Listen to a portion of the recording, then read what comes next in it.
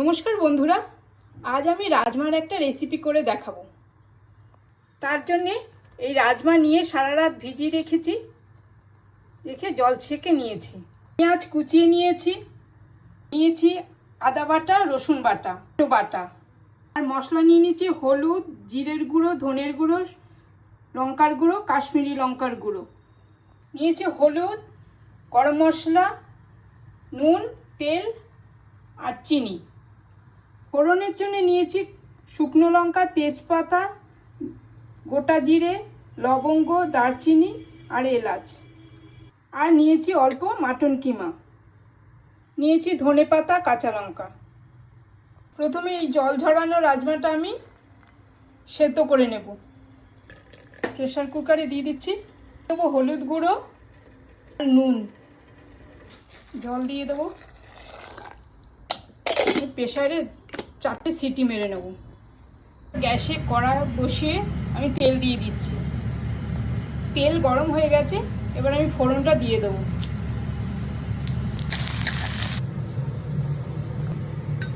পেঁয়াজটা ভালো করে ভাজতে হবে।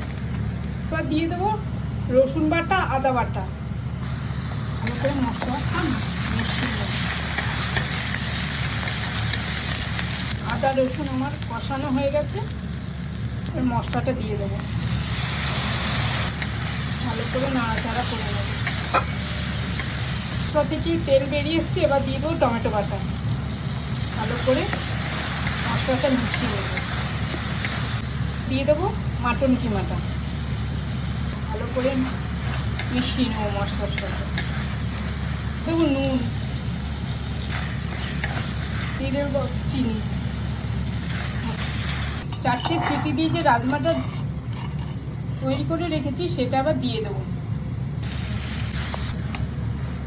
দিয়ে দেবো রাজমা সেদ্ধ করা এই জলটা।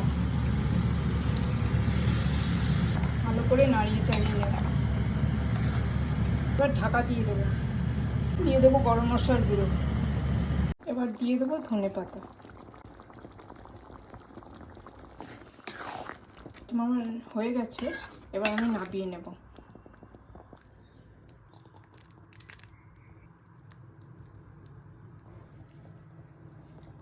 রাজমার এই রেসিপিটা যদি আপনাদের ভালো